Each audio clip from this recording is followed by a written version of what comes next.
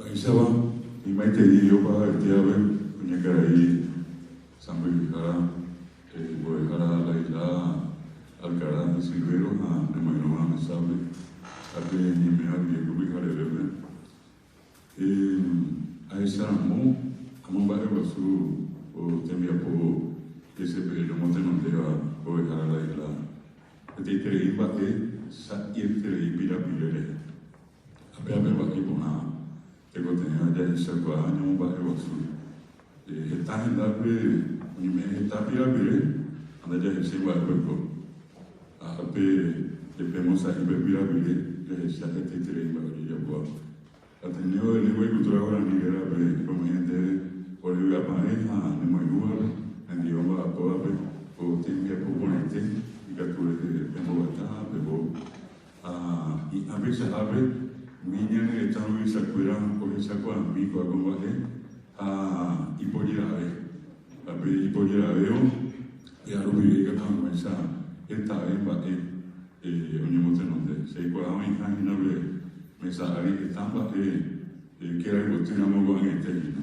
A mí que estamos en esa unión y el técnico tener pilar. Creo que una circunstancia como esta y la razón de nuestra presencia acá es precisamente para reconocer y valorar este trabajo, ministro. Un trabajo intenso y, como decía Guaraní, con pocos recursos, sobre todo financieros. Si nosotros queremos un Paraguay diferente, un Paraguay nuevo, tenemos el Estado, nosotros, la ciudadanía, tiene que apostar por la educación, por la cultura, y en este caso por un elemento fundamental que forma parte integral y que jamás se puede discriminar, es la lengua guaraní, la lengua hablada por una mayoría de la población. No estamos hablando acá de una lengua de museo, una lengua muerta, estamos hablando de una lengua viva, a la que muchas veces se intenta inclusive minimizar, discriminar diciendo que solamente hablamos yo para. En realidad en Paraguay hablamos guaraní, hablamos castellano y mezclamos los dos porque lastimosamente no podemos expresarnos correctamente. Y eso es una falta del sistema, ¿verdad?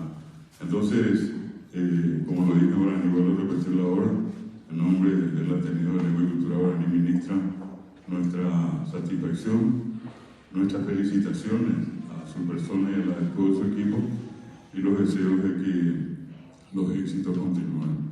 Nuestro apoyo, nuestra solidaridad para con la Secretaría de Política Lingüística. Muchas gracias.